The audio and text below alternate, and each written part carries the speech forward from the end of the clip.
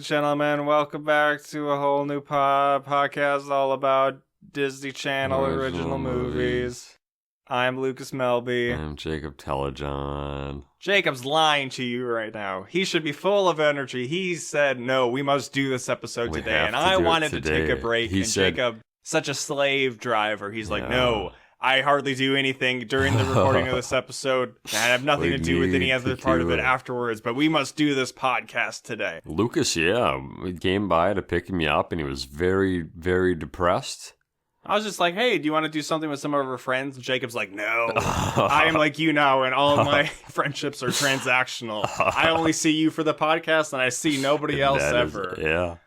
Jacob's like, oh, people are having to get together at Sam's house. Sorry, I got bloody no. That did happen. That was true. And you're okay? Yeah, I don't know. Maybe I have a deviated septum. I don't know. He doesn't know. No. What I know is... I have no idea. We march ever onwards in our journey of Disney We're due for like a movies. month off, aren't we? We've been good for at least like 6 months, I think. It is pretty good. We need to applaud ourselves, and if you're at home listening to this, applaud. Throw off for a month. Yeah, give us a little round of applause. We've hit the third year in a row. We're like, New Year's resolution, we're going to stay consistent. I think we did say that. We always say that, but then we fall off. Now then it's like coming through. That's what happens when we don't ever have. We year. haven't had a guest on for a bit. Oh, that we have to schedule around sometimes. Or just all our episodes just feel perfunctory, and it's like, all right, shove it out. Yep, all right, that was good, and everybody's like, they just not got the passion anymore. I mean, honestly, we probably don't have that many podcasts left. Honestly. Like in the grand scheme, I mean, we have like another decade, but like a lot of these years only have like 2 or 3. I mean, yeah, I think this is episode 79. Yeah, and I think there's maybe like, I don't know if there's 120 yet, but we're well past the halfway point at least. Yeah. One criticism you can never levy against us, as far as if we're not as passionate as we used to be. Hey, let's talk about Can of Worms. No, is that. We're not just in it for the money. You know? There's some podcasts I listen to that it does feel like they've been doing it so long and they're not as having as much fun. Not as passionate. We ain't making any money off of this. This costs me money and also time, and time is money, so I'm getting like doubly charged here.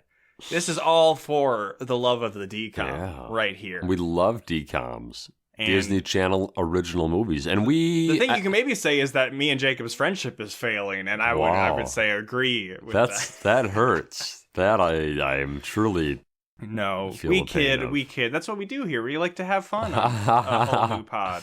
Fun things are fun. It's fun to have fun. We do like having fun. When you kill people, they die.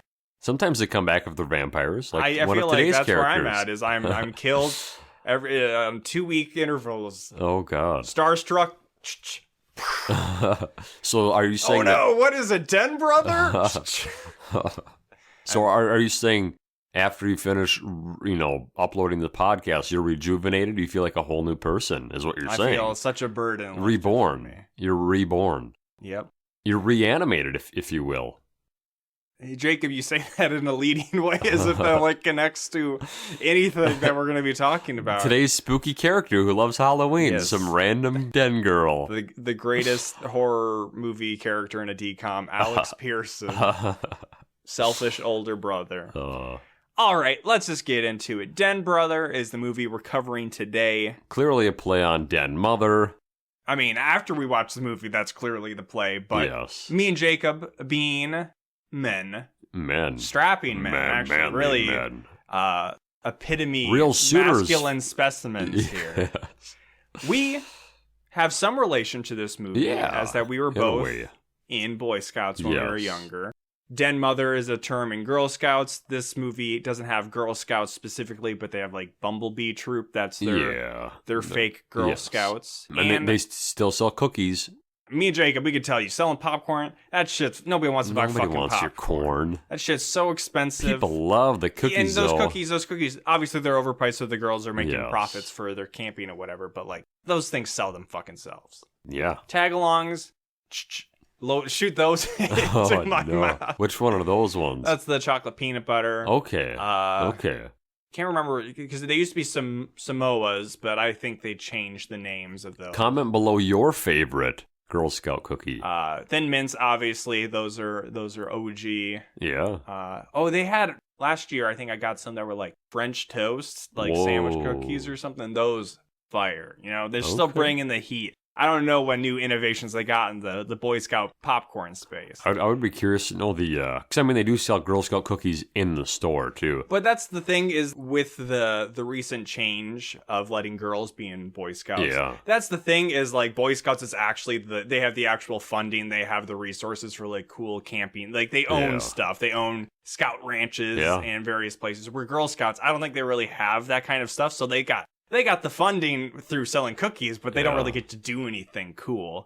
And I don't even know if there's like an older tier of Girl Scouts because I think it's mostly younger girls. And then they just... What are brownies? Brownies is like for the equivalent of maybe like a Weebelo or so it's younger. A wolf or a bear or something. Gotcha. This movie I think is weird because we've been entrenched for a bit in a couple years of very clearly these Disney Channel original movies are being targeted towards preteen or teenage girls with cute boys. We got Starstruck, Pop Star Boy. We're about to get Camp Rock 2. There really hasn't. I mean, granted, that is like Disney Channel's biggest demographic is. But that's why this movie's so weird, is because the main character is a guy. Yeah. I think hunky for the viewers. But the primary main character girls are all really young, like 10 or younger. I don't know. And also, who it's for. I think it's still universal. Like, at least for us in Boy Scouts and Cub Scouts, being in those wasn't really like a cool activity. No. Maybe it will come as a surprise to say, like, I wasn't the coolest in high school. Jacob, it's understandable. You can definitely pick up. I mean, I might not have been cool, but I was at least an Eagle Scout, so... So, he really earned the ultimate uncool thing. No, obviously, Jacob being I got a letter from Barack Obama. What was your project? I did a garden. Bitch, I did a garden. Like the usual. A lot of people did gardens. What I'm trying to say is, this movie is just weirdly targeted that focusing on young girls doing a probably uncool activity. Yeah. Well, and also featuring... They never really talk about it being uncool, though, really. Well, no, they don't want to. No. There's never like once where anybody's really joking to the girls, oh, you're a bumblebee. No, because the only girls we see their age are other bumblebees. Yeah. So they're never... I mean, obviously, they're making fun of Alex or whatever because he's dressed up, maybe like a girl. I think they're trying to play that nicely, though. Yeah, no, definitely. It's not like making fun of scouting. So it just seems like a weird, like, activity to focus on, but then also it features possibly one of the worst characters in Disney Channel history. Very confusing character. We joked around about Cletus in Hatching Pete, who I know some people have referred to as that, but there's more, I think, comedy from Cletus, where we'll get into plenty with Alex here, that he is just really kind of a selfish piece of shit. But it doesn't feel like that all the time, which is, it's weird. It's Jacob's biggest criticism of this film. 100%. All right, well, let's get just into it then. This movie might have taken you aback with how it opens, because are we getting a hockey movie? Because we're pulling in on a skating rink. That's right. There's fans in there, fans of the Ice Hounds that are going so mad that the actual doors of the ice rink are shaking in place. Yes. They're going mad for the Ice Hounds, but even more specifically, they're in love with star player Alex Pearson. The fans love him. His teammates, though, maybe not so much. We gotta, I think, establish how much they love him. We have to get that quick because he has very limited skating time in this movie. But not limited the love for him.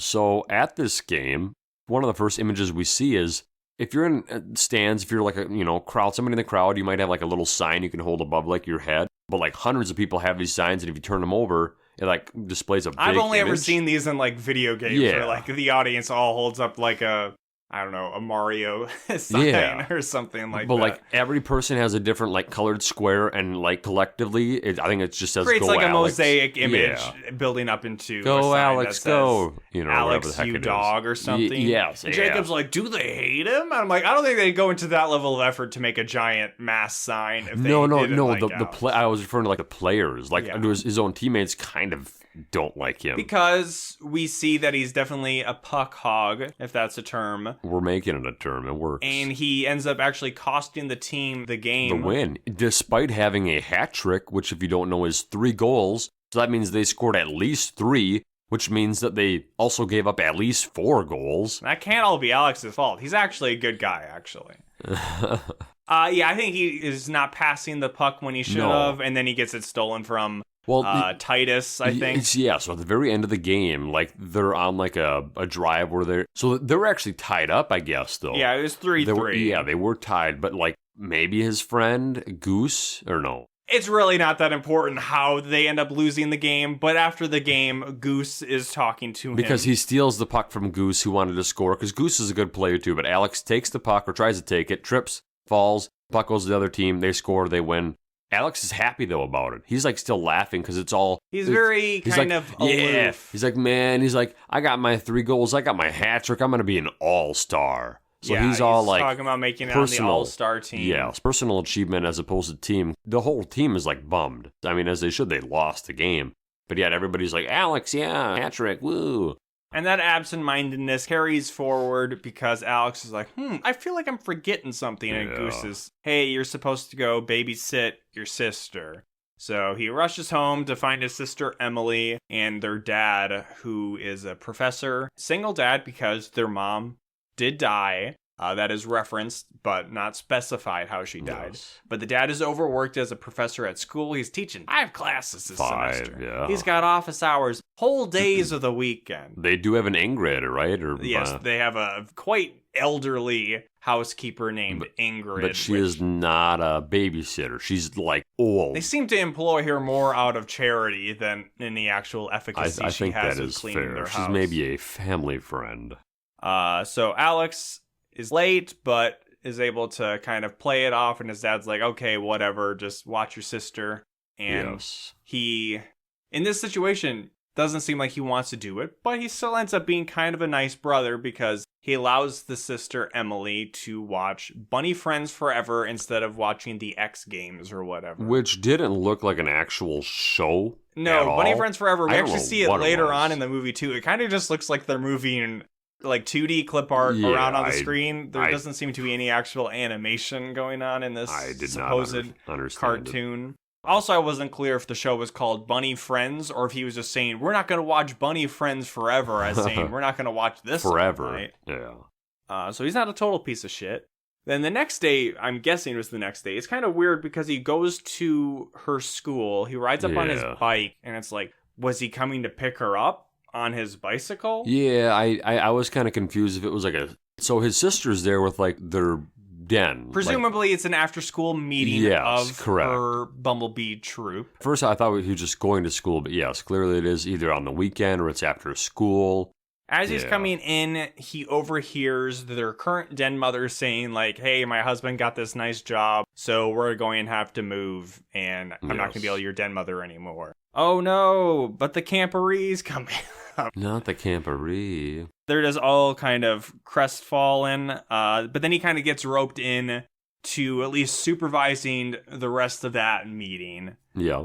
They express that they're worried about the upcoming camporee. And you get a little introduction to all the different, girl. I mean, there's only like five of them. And I only remember the name of 3 of them. Yeah. We have Emily, the sister, Tina, who is the greatest character in this movie. She's a little Asian girl. Oh, yes. Most notable for not talking ever. Correct. Until she really does. And then Rachel, who's like the vampire girl. She's kind of like the goth, but like Disney Channel goth, where she just talks about vampires and stuff, but doesn't really do anything else. Was there like one or two other girls? Yeah, there's at least 2 other girls, but I don't remember their names. No, they're not. They don't talk as much. But as far as this like whole talk about the camporee, we'll learn a little bit more that it's like you have to have a certain number of merit badges. And then you also got to have a bunch of money, and it's like to pay or for that it. you have to have specific cookie sales.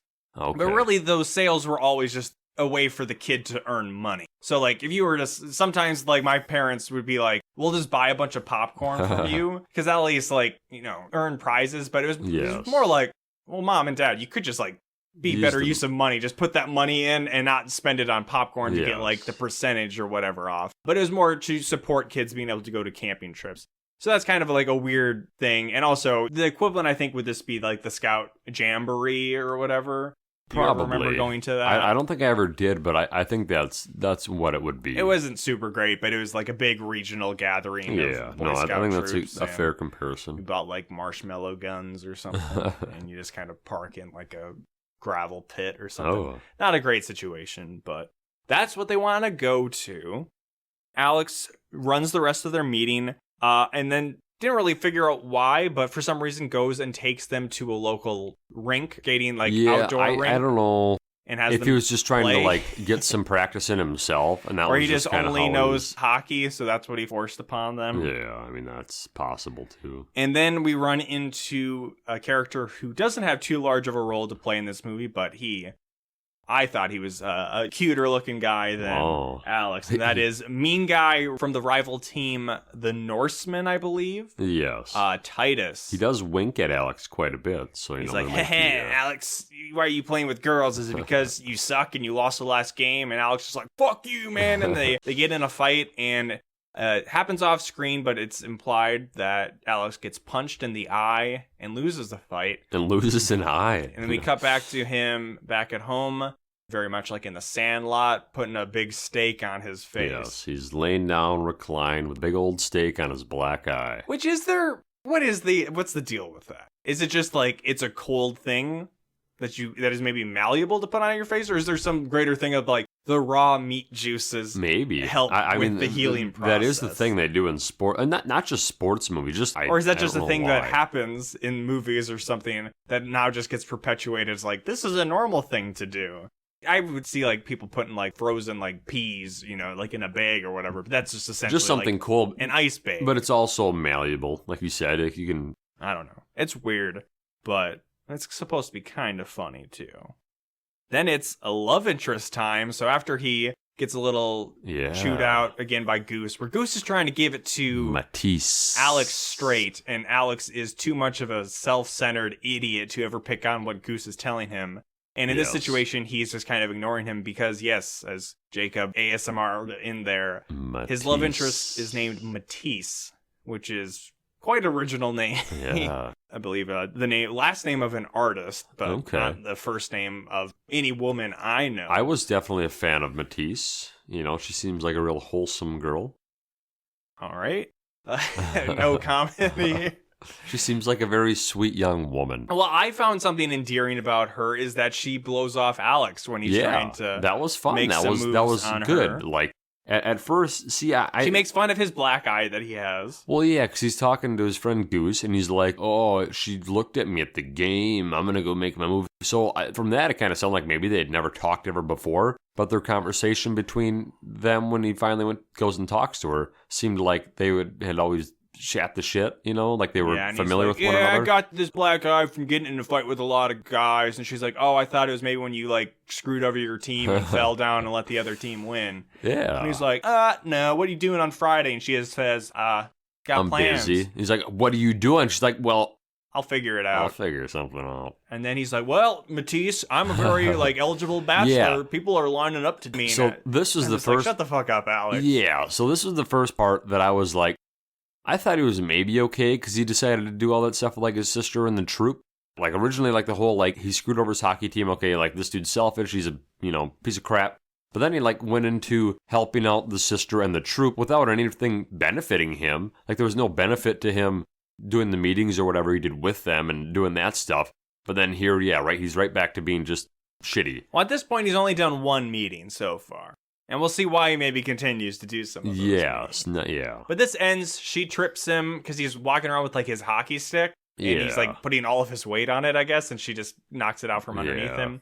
And he gets up and Goose is there being like, I told you. And he says, it's because I don't have a car. I need to get a car. Yes. Sure, Alex. That's definitely what it is. Need the car.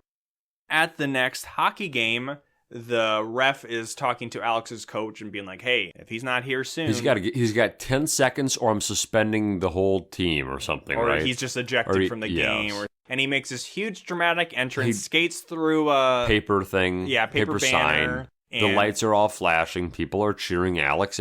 There's big announcements going on through the loudspeakers, hyping him up. And he's coming out with a logo of a local business, Moses's Roses.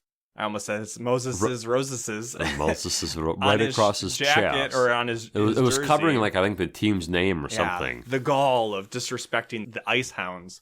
Later on, the commentator's also saying, like, you get this deal. And then there's people, like, shooting, I don't know if they're Moses Roses shirts in the crowd. Oh, yeah, they had amazing shirt shotguns or whatever. But I was going to say, too, we learned this later on, but I won't remember to mention it. He's wearing the Moses Roses logo, but the company of the guy, of the referee that's going to ban him, owns the other flower shop in town. Yes, that's brought up, and... Yeah. Not really a huge deal. I thought it was maybe going to... So the ref is saying that's why he got all suspended. pissy. So that's why the ref was upset. That or that high schoolers shouldn't be sponsored and try to sell stuff at high school games. I think it was more personal to him, though. I think we don't get a lot of inner detail to the referee. No. Besides the fact that he has apparently great power, is the only ref anywhere for this hockey league, in that he doesn't suspend the player, but he asks the coach to suspend Alex. Otherwise, he will bench the whole team for the season. I mean, basically. So hey, it's Disney Channel sports rules. Whatever happens, it's okay that it happened because it's allowed because of the rules. A dog can play hockey. So that's not good, So right? yes, he's suspended now, so he cannot play. But he took the sponsorship because he wanted money for a car. Yes. My next notes say, blah, blah, blah. Alex helps out the Bumblebee troop because Matisse she's like a junior helper, I think. Yeah. Or, as I said, Girl Scouts, I don't think they have like because Cub Scouts runs through like elementary school, but once you get to middle school around like 6th grade, then you graduate into Boy Scouts. But Girl Scouts, I don't think there's anything you graduate into. So like if you stick around in Girl Scouts, then you're kind of just like older helper girl helping out the younger kids or whatever. So that is what Matisse is doing here. And she's kind of impressed that she sees Alex helping out his sister's troop. Yeah, so here he is. He's winning again. He was losing, and now he's winning. And all he does is win. No matter what. Alex, though, takes a bit of an L here as he gets chewed out by one of the other den mothers. Yes. Who is saying, like, they're doing these arts and craft baskets that they're making, and she's saying, you're not following the template. And he's like, well, we kind of do our own thing in Troop 57. Yeah, that's right. Biatch. More or less. Well, who the fuck are you? And he's like, well, I'm Alex. Well, where's the den mother? We definitely have a den mother. She's just not here right now. I'm filling in. Oh, yeah. Who is she? Mrs. Zamboni. Zamboni. Jacob liked that a lot. I like that. There's another reference later on where Miss Zamboni has gotten the Gretzky's disease or whatever. A case of the Gretzky's. I feel like you said that where it was like, she's cutting the Gretzky's. So she was out on her tour and she's cutting the Gretzky's. She got the Gretzky's. So I don't know. That was 2 hockey references that were kind of fun. So to get the girl, and because he's maybe actually nice, heavy question mark there. Yeah. Alex says he is going to cover for the troop and be their kind of unofficial den mother. Correct. But he's still shitty because he actually ends up tricking the girls into doing his chores for him that his dad has assigned him, because he's also in trouble with his dad for being suspended from the hockey team. And the dad comes home after the girls have all done the yard work, and he is extremely impressed. Yeah, I mean, like, the yard looks amazing. They got this lattice work, it's gonna make me come. they put up like a gazebo. I mean, it looked nice. Obviously, like, they were having the girls do a bunch of different stuff. They were using like house fans to blow the leaves. They were it was silly. Yeah, it was a silly kind of scene. Was that the only chores he had him do though? At this point, yeah, because the dad is so impressed that he then buys him a car, but the car is an actual piece of shit. We've talked about... It's bad. Just in Starstruck, we were saying, like, the grandma's car was supposed to be a piece of shit, but it actually seemed kind of cool. Yeah. This is an actual piece of shit. So we see it getting dropped. We see it getting dropped off by a tow truck. Because there are pigeons living in the engine. The pigeons loose. I don't know how he expected him to get the car running. Well, then the dad kind of hones in and is like, oh, this is a great teaching moment. I had to fix my own grandpa car. Or whatever. My car looked even worse than this. Yeah, this makes it look like this car is a sports car.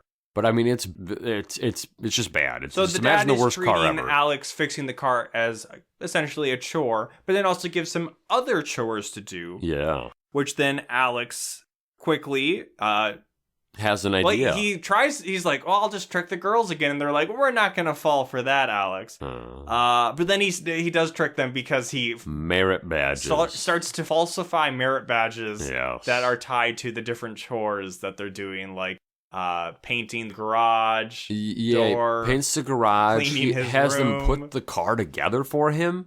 Yeah. They're studying like a book and asking like what the carburetor is, or I don't know what they were. I mean, like just a bunch of just. We're getting a montage of them doing this various stuff, but like as they're doing, we cut to him making like he's drawing with markers on like patches. Fairly well designed fake merit badges. They are. So I mean, I don't think at this point he knows or I don't know if we're aware that they need 5 merit badges, so that's not really why. I didn't even realize that they needed 5 merit badges. No, that happens later on, I guess. But I'm saying at the end of the movie, having watched it all, I didn't know the exact amount that they needed. As they're doing all this, the evil den mom, who is actually named Mrs. Ream, Dina Ream, stops by, check on to see where den mom is, assuming that it is Mrs. Zamboni's house. Yes. And weird girl Rachel kind of delays her at the front by doing the classic, like, what's the password? And she's trying to guess it. Ultimately, the password You should know there is no password if you're a bumblebee. They do this weird thing where they combine mayo and ketchup. Yeah, it's kind of gross. To then put on Alex's face, and they cover him with towels to treat him as if he's doing a spa. And he's got cucumber slices on his face, so it's more of a disguise for him. So Mrs. Ream comes in, but then he even admits that it is mayo or maybe even Miracle Whip or salad dressing because she sees ketchup. The bowl of it. Yeah, she sees the bowl. Like, I don't know. But it's supposed to be gross. So that she doesn't want to do it and stick around, yes, I guess. Because the girls try to sit her down, and then they get the bowl out, and they're like, okay, you getting ready? And she's like, oh, nope, girls, I gotta get out of here. I'm busy. Gotta go. And Alex is doing a horrible kind of female voice, woman's voice. Well, hello there. No, that's even better. No, I'm doing too. Well, hello. I don't know. Well, hello there. I don't know how he's more just like, it's weird. Hey, I'm Mrs. Zamboni. I'm Mrs. Zamboni. That is kind of what it is. I'm Mrs. Zamboni. And obviously the parallels. My face. I've cut the Gretzky's. Obviously the parallels to a Mrs. Doubtfire are present. 100%. We don't go quite ever full Mrs. Doubtfire, but we get some close Doubtfire later on. Yes.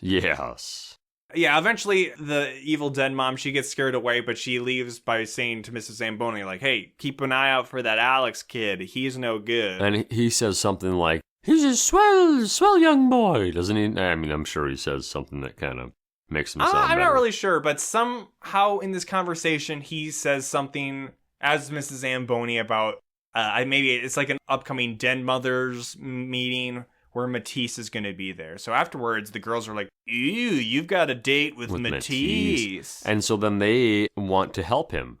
And they give him a little mini makeover, which by makeover, they just put some gel in his hair and mess it up.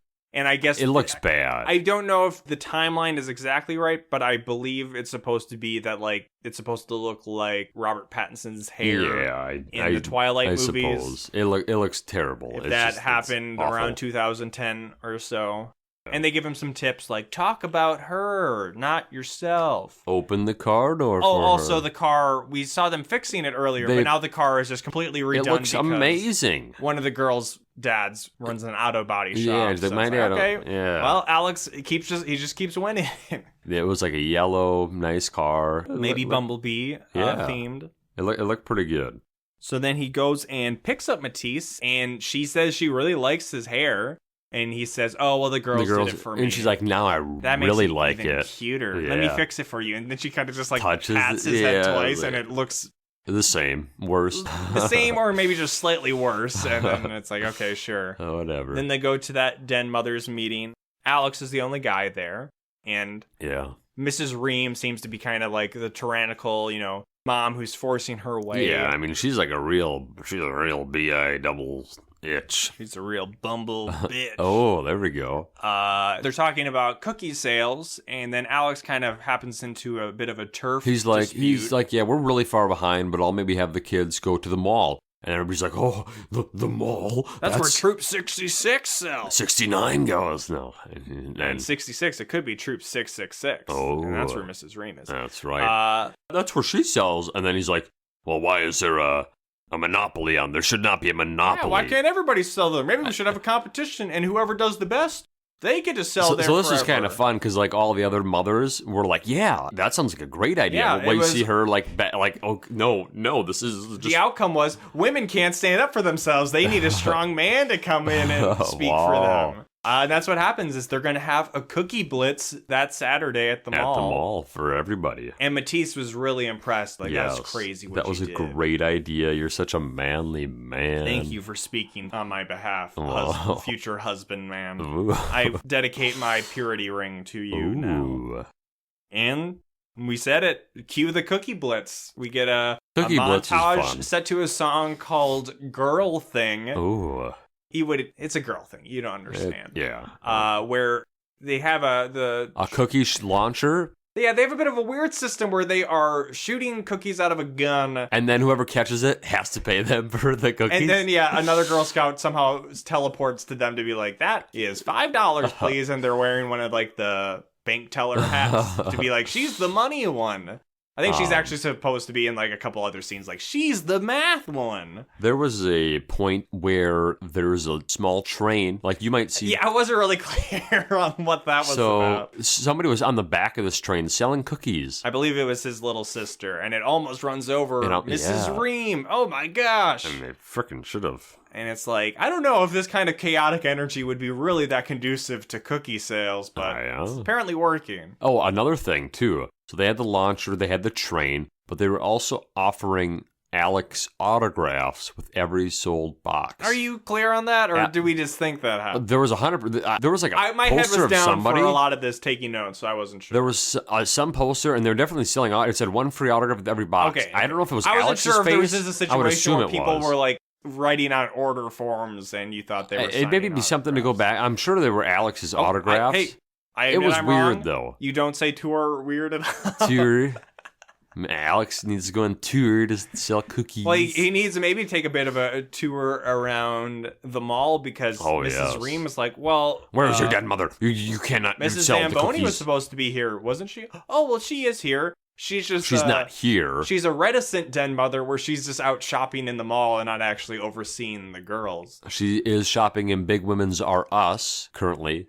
So Alex rushes off to... I guess, go into a dressing room to pretend that he's in the act of dressing so that Mrs. Ream will then find him and interrogate him in the dressing room. So you see Mrs. Ream walk in there. He sneaks in behind her. As she's starting to work her way down to the dressing room, we see him plucking various, panties, various shirts and stuff. Yeah, the joke is he keeps throwing like old granny panties over on top the of thing under her heads. Yes. Head. So when she comes in, it's a girl thing. She's looking underneath all the stalls. At one point, somebody opens the stall and like hits her in the head, I think. Well, all the other people seem to be normal, but then Alex is like putting on like big polka dot pants like over his shoes. It's like, this is the fat Mrs. Zamboni here.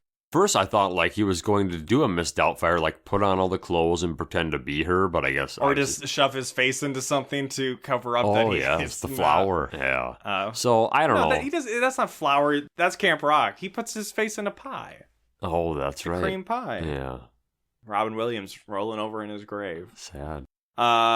She gets like convinced that he kind of talks shit on, as Mrs. Zamboni talks shit on Mrs. Ream to be like, well, we're kicking your ass in this cookie blitz, so maybe you should go deal with your He breaks kids. his voice so too when he says that, and he like notices it. He's like, well, maybe if you would get your ass out there and watch your kids, instead of we're smearing you all over the place. And you say, well, yes, and Alex is a swell young man.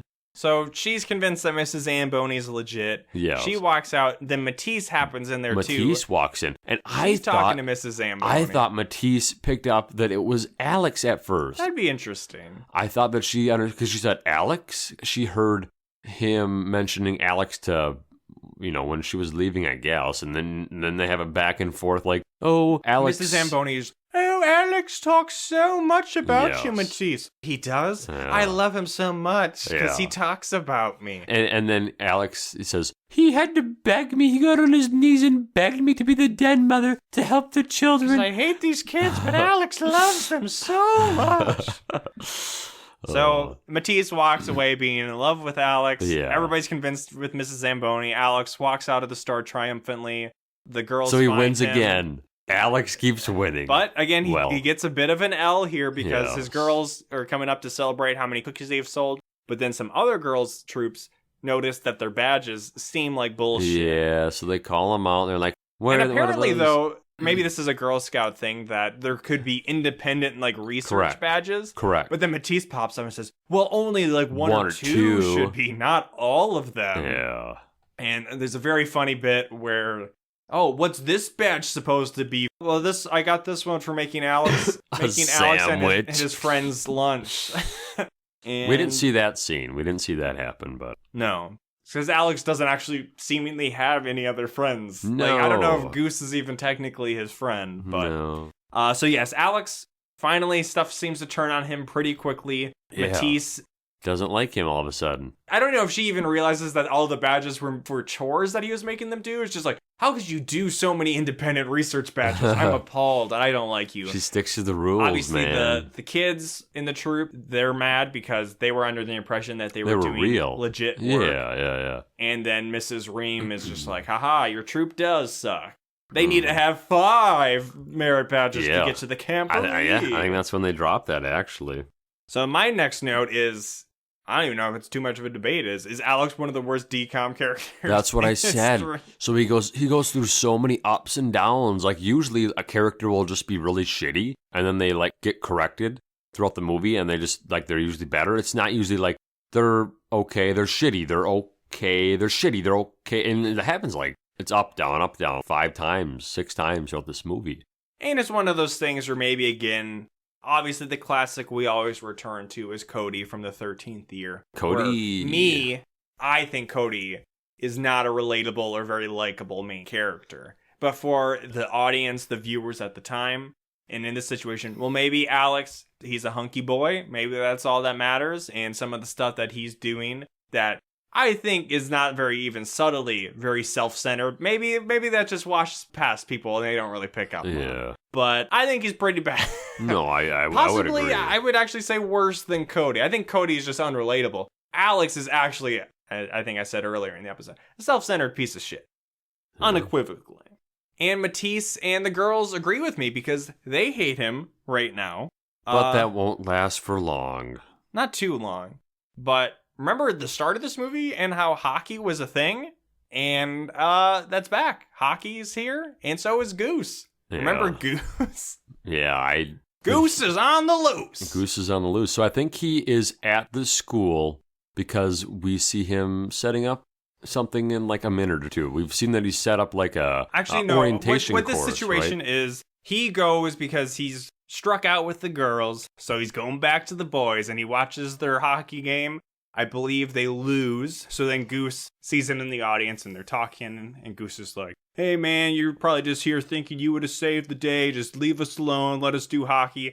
Goose, he's shooting some straight truth all the time in this movie. He is. He's just sick of his crap, honestly. He just realizes that he's really not a great friend, And he's telling him, Alex, this isn't them misunderstanding you or whatever. This is your fault. Yeah. And Alex is like, you're completely right. But I can't remember what he says, but it seems like he doesn't quite fully get it. Yeah. But he ultimately makes the right choice because we see to lead the girls to lead the girls on because they don't want to have anything to do with Alex. So he leaves some clues for a scavenger hunt that leads them to a park where he has a bunch of activities set up for them to earn a bunch of merit badges. So during this little kind of scavenger hunt, they've earned their orientation merit badge. And they're like, well, this doesn't make up for it. If you think 1 merit badge is enough, it won't make up for it. And he's like, well, actually, I have multiple planned. I have fitness one planned. I have a we get a canoeing montage one, showing these different archery, and it ends making with fire. Weird girl Rachel makes a fire. And then she finishes by going like, I can make fire. Yeah. And that is the most accurate part of this movie is there was always, at least one, if not maybe 90% of the Boy Scout troop would be weird little kids being like, I'm a pyromaniac. Oh, yeah. Okay, Chris Hasse. Ooh. Yeah. So with their matches met, they're at the camporee, right? Well, not so fast because... As we talked about earlier, they need to hit certain cookie sales. We need but it's not even really in this situation. It's still again like they don't actually need to sell cookies just to sell cookies. They need to raise money. Yes, they establish that the period, a good alternative. Yes, they've established that selling cookies is no longer an option because the time period is done. That's true. Yes. So they needed to come up with another idea, and someone suggests. They say, "Do you know the Muffin Man?" Muffins/cupcakes. It's a very strong debate here. I believe it's actually muffins, but maybe just the prop department didn't. They didn't get the memo clearly. They were going to make muffins, and then they say, "Well, how many will we need to sell?" And that's where Math Girl pops up, being like, 427 each. So it's over 2,000 muffins. And I don't think they feasibly could have sold 2,000 muffins. But somehow they do. Whatever the case is, they decide to go with those muffins. We see them bake them, and it's not really a montage, just a quick little scene. Yeah. And then where's the best place to sell all these muffins? At first, I think they suggest the hockey game, and he's like, no, we couldn't do that. Of course not. And then he's like, well, where would be a cold place? Oh, whoa. Where would be a cold place where a bunch of people are gathered that are probably hungry? Oh, shit. I guess it's the Why hockey did it have game. to be a cold place?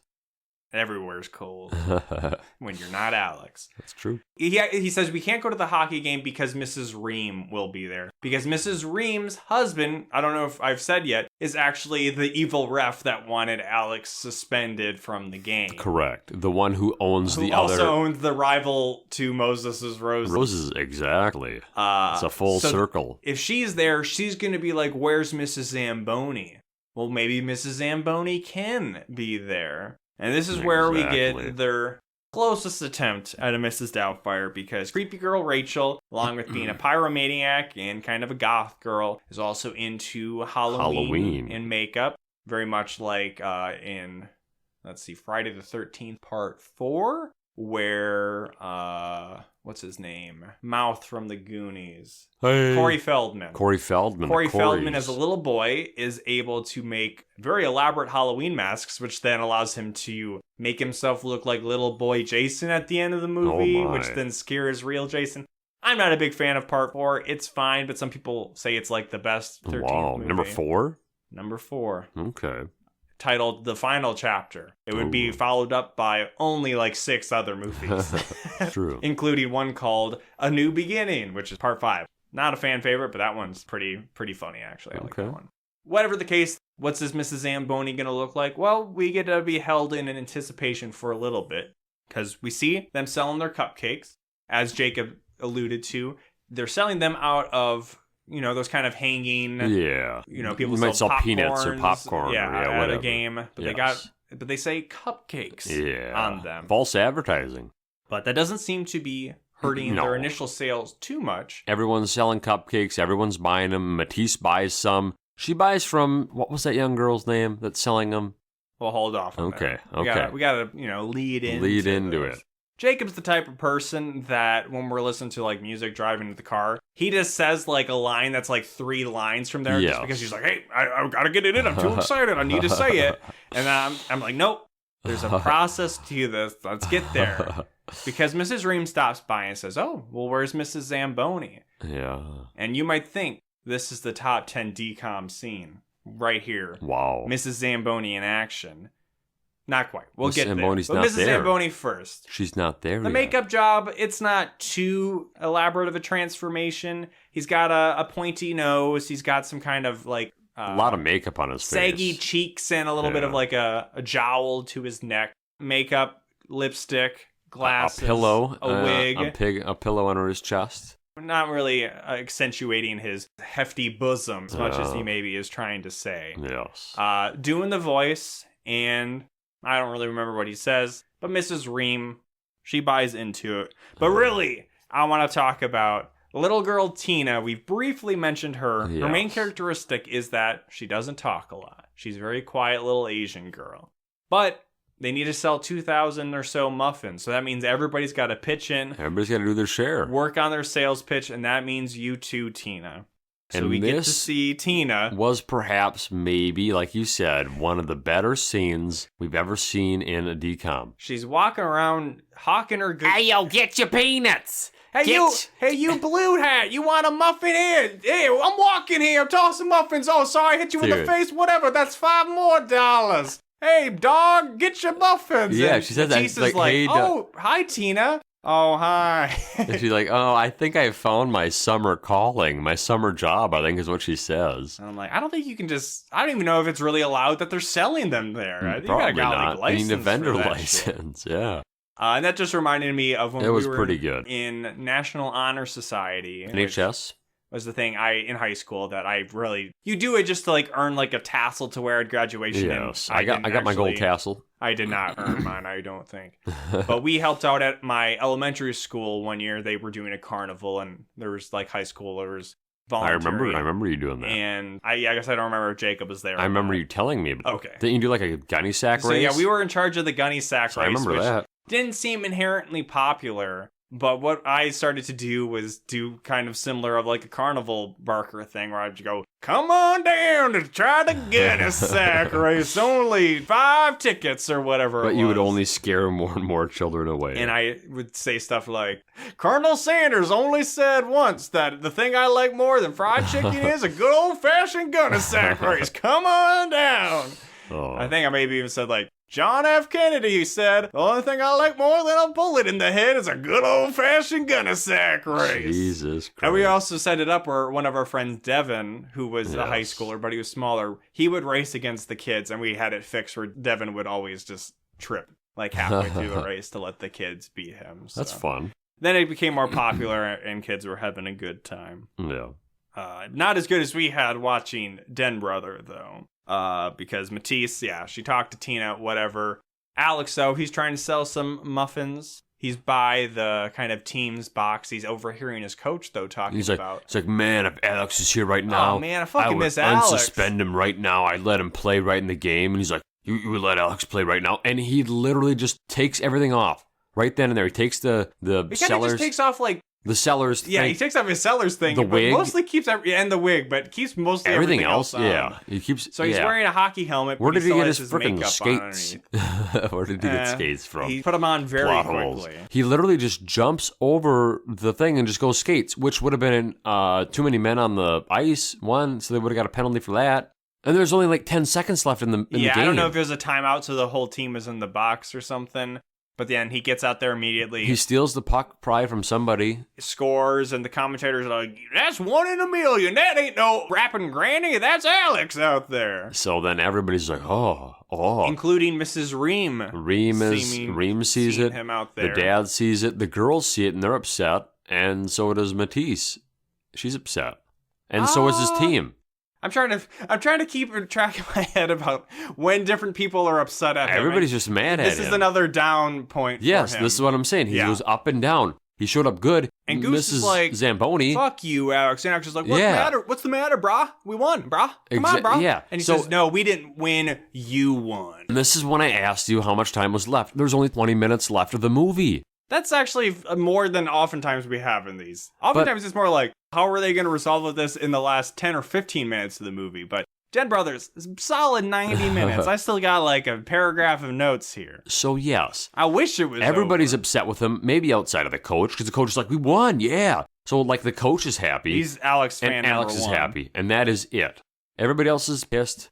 It's and Alex has maybe some of his most self-awareness here, where he realizes he fucked up and is actively seeking a punishment from his dad, who we haven't talked about. This is when he goes home and he's like, Dad, you gotta like, you want to ground me, man? He's like, for like a week, 2 weeks. He's like, oh, that's not enough. That's not enough. Alex is saying that. Yes, correct. And his dad, we haven't talked about him really at all, but he's also not been really. No, he's always working. Movie, and that's why Alex is watching his sister so much. Correct. But Alex is like masochistic here. He's like, no, ground me for 6 weeks. Make me build a new fence. I'll do all this stuff. And I actually thought this was kind of like an interesting angle that the movie goes in, as the dad says, And fairly, like, realistic or the dad says, psychological, cerebral stuff where the dad says no. Because I know that you want the punishment because once you're through the ground you'll or whatever, you'll feel done like enough you've been vindicated. absolved of all your wrongdoings. But I'm not going to punish you at all so that you have to sit here and be guilty. Yeah. It's kind of the idea of, like, life imprisonment versus, like, capital punishment. Yeah. It's better to have the criminal sit there and stew forever. Or also the fact that maybe sometimes people get wrongly convicted and we shouldn't kill them because, some people get overturned. But that never happens in America's justice system. Definitely perfect all the time. Like Alex. He's perfect all the time. Speaking of a character also we didn't mention at all, Alex then gets called over to his old neighbor lady's house. Yeah, well, because her dog is out and about. And he finds the dog. Yeah, it's very scant. It's the bare minimum of a character introduction that they needed to bring up this character later on in the Earlier in the movie, she sicks her dog on him. Maybe? She sets down and runs after him and yips and stuff, I think. But she literally is in like 2 scenes before this. She's not really mean. I don't know. She's just observing. But she's old. And if you're old in one of these movies and you're not like a grandma witch lady, you're supposed to be mean.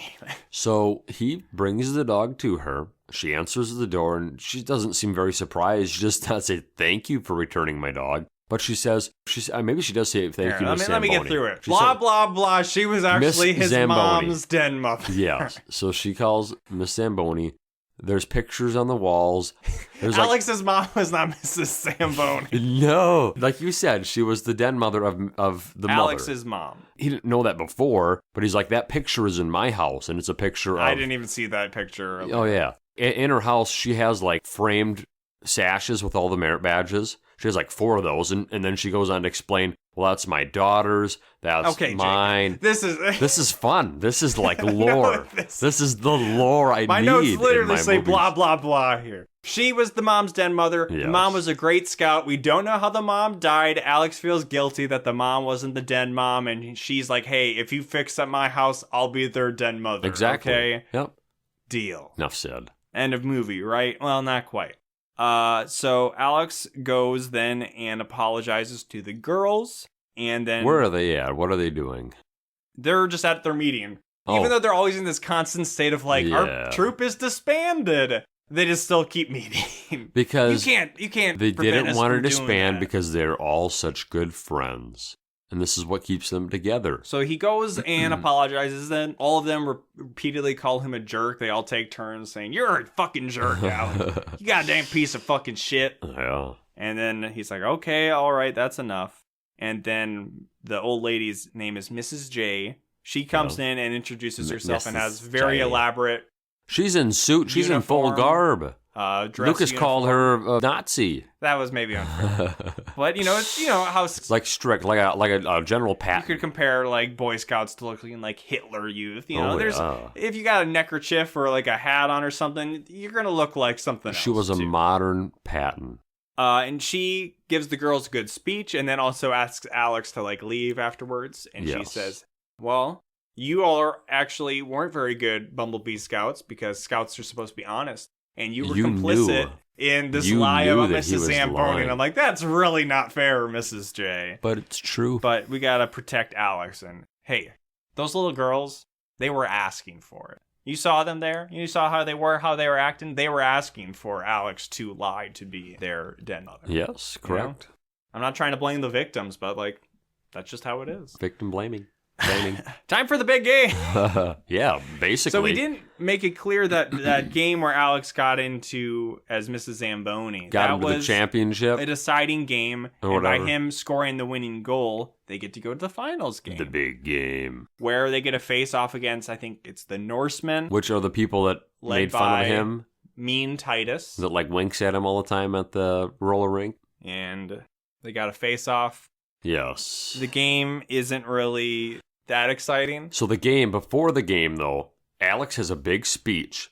And the coach is going to do a speech. He's like, just pass Alex the puck. And he's like, Coach. It's not even a speech. It's just like, all right, classic game plan. He said, just give Alex the puck, let him score. Alex says no. He rips off his captain's patch. He gives it to Goose. And he says, we're going to play power offense. And then Goose is like, I don't want to be captain. I want you to be captain. I want you to be a good captain. Yeah. It's always like slightly like inverted. It's like, I don't want to be captain. I just want you to be a good captain. Because ultimately you still are the best Alex. Yeah. I just want you to be the best version of you that you can be. Exactly. So they established that. They're going to play a team offense as opposed to just a one-man show. And they go out there and they score right away. Their winning strategy is that they don't give Alex the puck at all. And apparently the other team's strategy is defending him, I guess. But it seems to only really be Titus. He says, I'm going to stick on you like glue. That's coming from my body somewhere. But yeah, they score literally like in the first 5 seconds. Yeah, so they score, they win. I don't remember how close it was. I think it ended up being like 3-3, and then very anticlimactic finish. Alex is going towards the goal, but he doesn't shoot himself. No, he passes it to Goose Man. It to Goose, and Goose scores. And he's the hero. And at the end, the ref, Mr. Ream, comes up and says, I want you for my all-star Goose. team. He wants Goose. Goose is loose. Goose is loose. So he wants Goose, and Goose is like, man, that was your goal to take, man. You wanted this all-star thing so bad. And he's like, nah, man, it's okay. It's all you, bro. We're all winners here. Leads into... I don't believe this new Alex at all. No. Also, the troop is there.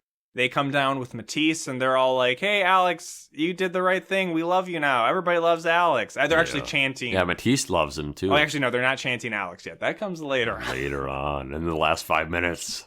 They're like, hey, Mrs. J, I guess, has to be our den mother, but we really want you to be our den mother. Or, I don't know. Unclear. They end up at the Jamboree site or something, right? They end up he's like, is it the Camporee tomorrow? Are you all packed? Well, yeah, that's why we're here. We want you to come with us. So they go to the Camporee, and I really was like, "This, you gotta be fucking kidding me. Just let this end," because they're checking in, and Mrs. Ream slides in and says, actually, your troop doesn't exist because you don't have a den mother. You don't have a den mother. And he's like, well, actually. Let me stick it to you by permission slips. All the girls are like, my mom said it was okay for Alex to be your den mom. Well, the den mother needs to be in full uniform. She's like, you can't use those kinds of handbrakes in your soapbox derby car.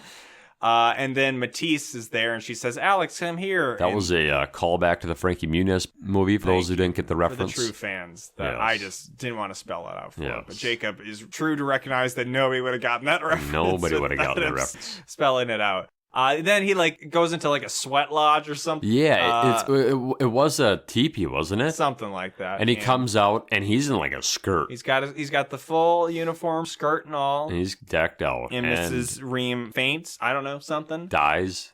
But it's not over yet. So stupid. It's not over yet because the frickin' referee dude is there for whatever reason. And Mrs. Ream says, "Get him! He's a disgrace." But no. He comes up and he's like, I've never seen anything like this before. This true leadership really is what I want on my all-star team. Take some balls to wear a skirt. So yeah, everybody loves him. He's on the all-star team. He's on the all-star team. And the movie literally ends with not just his troop, but literally all the girls in this entire arena for the Camporee just chanting Alex. His dad also shows up and he's like, man, I'm so proud of you, Alex. And Matisse may or may not have kissed him. No, I don't think she did. I think it was sister. On the cheek. Yes. Though. And then freeze frame on him with his sister and some very underwhelming bloopers. But bloopers, maybe not even definitionally bloopers. They're just we gotta put something here, right? Little kids being little kids. Here's a scene where Matisse looked at the camera and smiled. That's a blooper, right? Yeah. Just goofy stuff with the kids. A lot of the kids just doing silly stuff. Sure, like singing muffins. Yeah, it closed out with them. They might have sang muffins, but here I am. It was to a certain beat. I can't remember what song they were singing the beat along to. I remember, and I'm not gonna do it. I do. I remember everything. Wow. I don't think you do. I'll tell you off mic. That's okay. But I am singing the praises of Den Brother. What a fantastic film. I don't know about fantastic. No. It was fine. It was another fun movie. Jacob likes his fun movies. It definitely didn't need to be 90 minutes. No. It's kind of weird that this one is 90 where Starstruck is 80. And I don't know what you would have all cut out of it though, because I think it told a full story. I don't know if there were really many plot holes that I felt like. All you would need to do is just have him. Not so many up and downs of him just being a dick. Maybe you take out one or two of those up and downs. Just kind of work it a bit where you don't have him tricking the girls to do chores twice. Just have him do the fake badges right away. Yeah. Really, it just was, how does he get the crappy car? Yeah. But you can easily work that in somewhere else. But this movie's fine. Honestly, I'd say it's probably, Jacob wouldn't agree with me here, but around the same caliber as a Starstruck. It has some good, it has some bad. It seems like a movie that would have been made much earlier in the time of Disney Channel, where this is just like, I don't know, like a weird family movie. Like, yeah, back in the day when you have like, what is the Jenny Project? Why is this a thing? Yeah. Why is Den Brother a thing in 2010? Because it's neither a musical nor magical. And I don't know who this main guy is. I don't know if he was a Disney Channel star. I think his little sister was on Good Luck Charlie or something. There were nobody but it doesn't recognizable seem like from other DCOMs. A forced vehicle. Like, I don't know, Starstruck was really trying to push some of those people. Yes. Ultimately, not to superstardom. But, you know, I didn't have the worst time. Fun movie. Jacob was correct. Screw our friends. Den Brother, then, now, forever. Yeah. A whole new pod. Si se puede. Ride or die. Yeah, si se puede. It's Quince, you know, all right, yada, yada, yada. Write us in at aholnewpod@gmail.com. Your favorite catchphrase that we've made up. Is it it's Quince? Is it it's Quince? Tour? I don't know.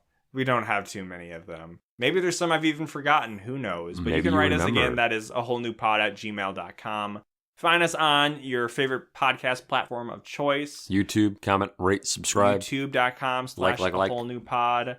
Boost us up on all those platforms, especially Apple Podcasts. Turn that bell on, where you can rate, review, and subscribe to us there. Check out Lucas's letterbox. Sure, you can see where this will pop up in the ratings, the rankings. I think last time I said that Starstruck was like a top 50 DCOM. I don't think I actually ended up putting it in the top 50.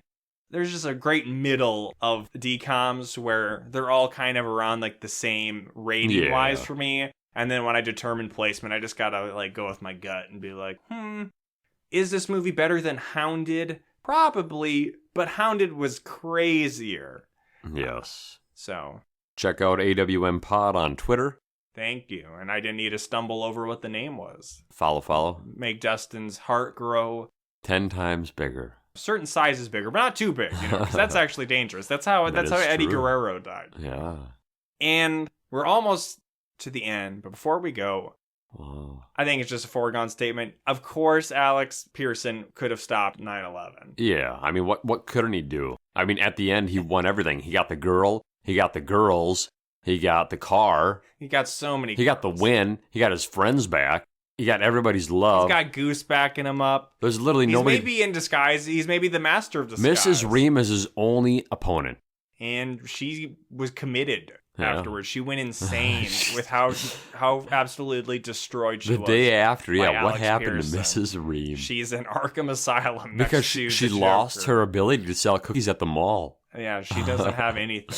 She was just like a mobster where her business is solely just enforced with fear and maybe some violence. Her husband divorced her.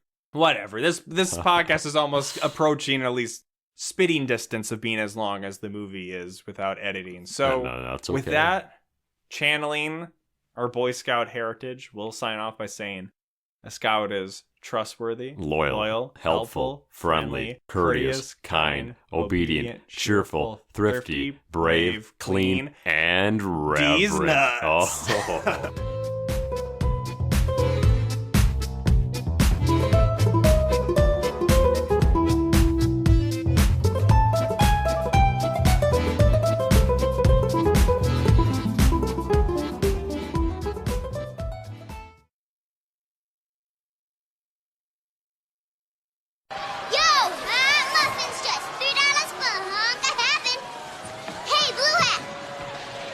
Chocolatey goodness for you. Coming in. Over here. Hey, lady, I got some tasty oat bran with your name on it. Thanks.